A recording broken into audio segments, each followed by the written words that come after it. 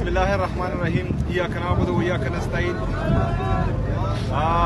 जैसा कि आप सब ने देखा कि अदालती हुक्म होने के बावजूद हमें आज अपने लीडर अपने कायद जनाब इमरान खान साहब से मिलने नहीं दिया गया। यहाँ पर रोक दिया गया और जहाँ पर रोका गया वही हम बैठ गए और अभी जो है मुलाकात का टाइम तकरीबन ख़त्म हो चुका है। तो ये अगर अदालती अहकामात नहीं माने जा रहे तो ये हमारी कमज़ोरी नहीं है, ये हमारी अदलिया की बेबसी है। और पूरा पाकिस्तान नहीं बल्कि पूरी दुनिया ये देख रही है कि जजेस जो हैं अपने अहकामात नहीं मनवा पा रहे। तो अगर फ़र्ज़ करें अदालतें इतने बेबस हैं कि वो अपने अहकामात नहीं मनवा पा रहे तो फिर आवाम को सोचना पड़ेगा कि हम किस तरफ जा रहे हैं, ये मुल्क किस तरफ जा रहा है, हमारे अदालतें, हमारा आईन, हमारा कानून किस तरफ जा रहा है। मुझे पहले दिन से, जिस दिन से मेरा नाम अनाउंस हुआ उस दिन से मुझे टारगेट किया जा रहा है। मैंने ये नहीं कहा था कि मैं ज़बरदस्ती आऊँगा और वज़ीर आला बनूंगा। एक बंदा आया पेशावर में, उसने प्रेस कॉन्फ्रेंस की, उसने ये धमकी दी कि ये नहीं बनेगा, लेकिन मैं बना, मैं वज़ीर आला बनाऊँ। मैं बराए मेहरबानी थोड़ी खामोशी प्लीज। नंबर से मैं वज़ीर आला बना हूँ। मैं 4.5 करोड़ पख्तूनों का, खैबर पख्तूनख्वा की आवाम की नुमाइंदगी कर रहा हूँ। मैं यहाँ पर अपने लीडर अपने कायद से पॉलिसी गाइडलाइन लेना चाह रहा हूँ कि मैंने किस तरह जो है आगे चलना है, किस तरह जाना है, क्योंकि 2 साल से मेरे लीडर मेरे कायद जनाब इमरान खान साहब से मुलाकात नहीं हुई। तो ये मुलाकात इंतहाई ज़रूरी है। मैंने जितने कानूनी और आईनी रास्ते हैं वो अपनाए हैं।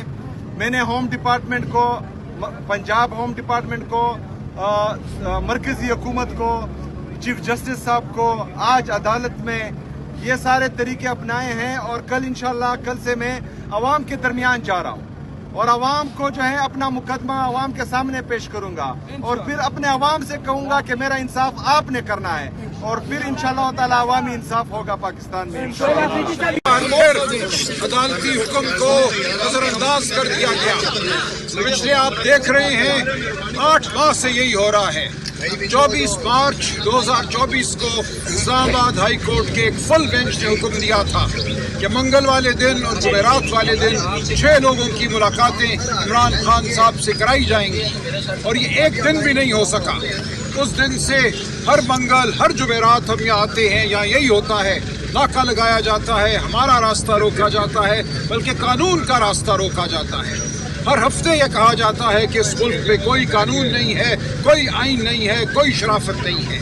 आज सुबह इस्लामाबाद हाई कोर्ट में एक फुल बेंच जिसकी सदारत चीफ जस्टिस साहब कर रहे थे, सरफराज डोगर साहब, उन्होंने खुद हुक्म दिया सुपरिटेंडेंट जेल अडयाला को कि हमें सुहेल खान आफरीदी, चीफ मिनिस्टर खैबर पख्तूनख्वा को और दीगर नाम जो मेरे दस्तखत से दिए गए उनको आज हर सूरत इमरान खान साहब से मिलवाया जाए। उनके सामने सुपरिटेंडेंट जेल, क्या नाम है इनका, गफूर अंजुम साहब ने माना कि उन पे ये फ़र्ज़ है कि वो हमारी मुलाकात करवाएं। मेरे हाथ से उन्होंने लिस्ट वसूल की। उसके बाद हम सीधा यहाँ आए। उन्होंने कहा हमें कि आप आइए अडयाला, आज आपकी हम मुलाकात कराएंगे। हम आके यहाँ खड़े हैं, चीफ मिनिस्टर साहब खड़े हैं, मैं खड़ा हूँ, जुनैद अकबर साहब खड़े हैं, बाकी दोस्त यहाँ खड़े हैं और आपके सामने हैं। हमारी मुलाकात नहीं कराई जा रही। एक SHO यहाँ में कहता है कि अदालती हुक्म की कोई वक़्त नहीं है, आपकी मुलाकात नहीं होगी। तो हम आते रहेंगे यहाँ, ज़्यादा कुव्वत के साथ आएंगे, आइन की कुव्वत के साथ आएंगे, अवाम की कुव्वत के साथ आएंगे। अदालत अगर अपनी कुव्वत इस्तेमाल नहीं कर सकती तो उसको हम कुव्वत देंगे। हम सोचेंगे कि इस मुल्क में आइन और कानून नहीं तो फिर क्या है। तो आपके सामने है सारी सूरत हाल। चीफ मिनिस्टर साहब मज़ीद आपको बताएंगे कि आगे अब हम क्या करेंगे।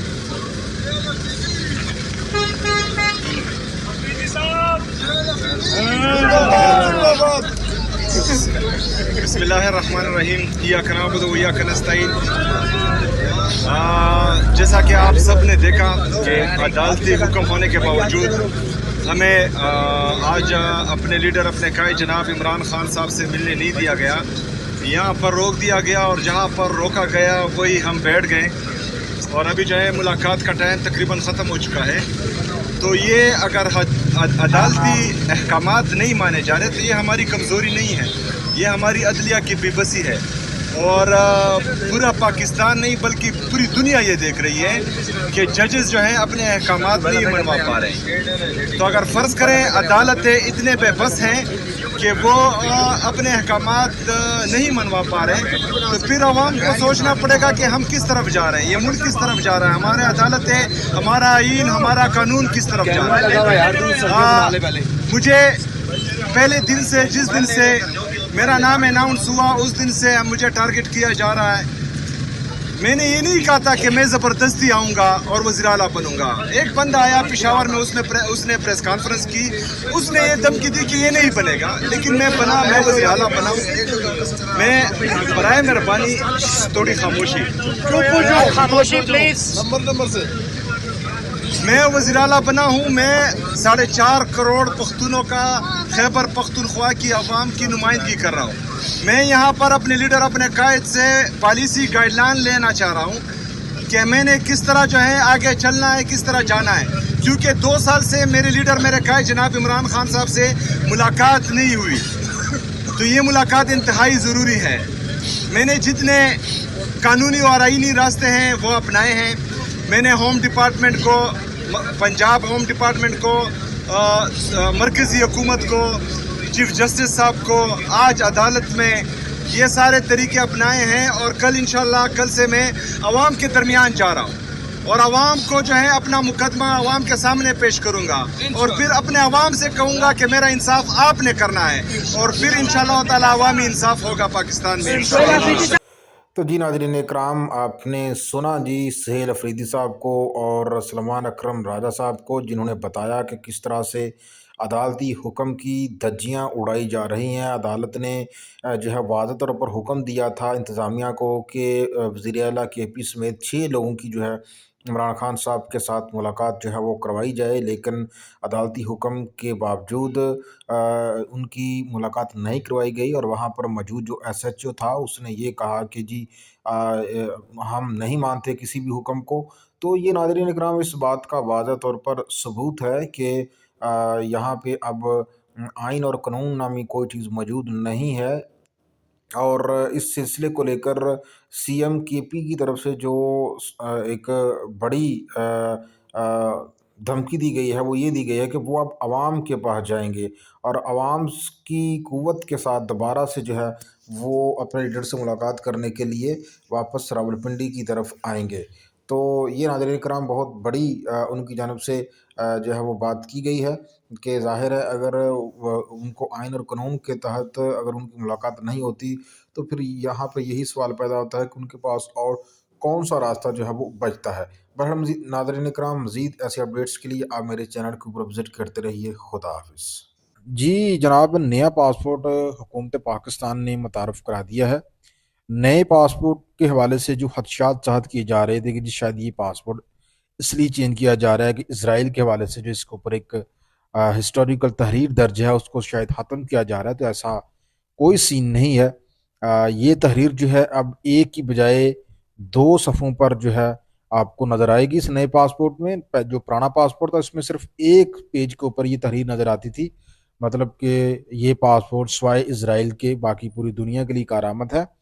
اب یہ تحریر آپ کو نئے پاسپورٹ میں 2 جگہوں پر جو ہے وہ لکھی ہوئی نظر آئے گی۔ تو اس میں ایک اور اہم اضافہ کیا گیا ہے، اس میں اب والد کی جگہ والدہ کا نام بھی اب اس میں درج ہوگا۔ تو یہ بڑی امپورٹنٹ ڈیولپمنٹ ہے جو کہ حکومت کی جانب سے اس میں ایڈ کی گئی ہے، اور اس کے ساتھ ساتھ اس کی جو سیکورٹی کے فیچرز ہیں اس میں مزید اضافہ کیا گیا ہے۔ اس کے علاوہ اس پاسپورٹ میں 4 صوبوں کی جو ثقافت ہے اس کو ایڈ کیا گیا ہے۔ تو میں یہ آپ کو بتا دوں کہ اسرائیل جو ہے اس کو کوئی تسلیم نہیں کر سکتا، یہ آپ ذہن میں رکھیں۔ پاکستان کی عوام جو ہے وہ کبھی بھی ایسا نہیں ہونے دیتی۔ تو اس حوالے سے جتنے بھی آپ چیزیں دیکھتے ہیں کہ شاید ایسا ہونے جا رہا ہے، تو ایسا کبھی نہیں ہو سکتا۔ انشاءاللہ تعالیٰ پاکستان جو ہے وہ ہمیشہ قائم و دائم رہے گا، اور آپ دیکھ لینا کہ وقت آئے گا جب یہ ہمارا وطن ہی جو ہے اسرائیل جیسے ملک کے سامنے پتھر بن کے کھڑا ہوگا۔ اور یہ بات کسی سے ڈکی چھپی بھی نہیں ہے کہ دنیا میں اگر کسی ملک سے اسرائیل ڈرتا ہے تو وہ امریکہ نہیں ہے، وہ پاکستان ہے۔ تو اس لیے یہ ذہن سے نکال دیں کہ اسرائیل کو تسلیم کرنے کے حوالے سے کوئی بات ہو سکتی ہے. جب تک محب وطن اس لوگ میں موجود ہے ایسا کبھی بھی نہیں ہو سکتا.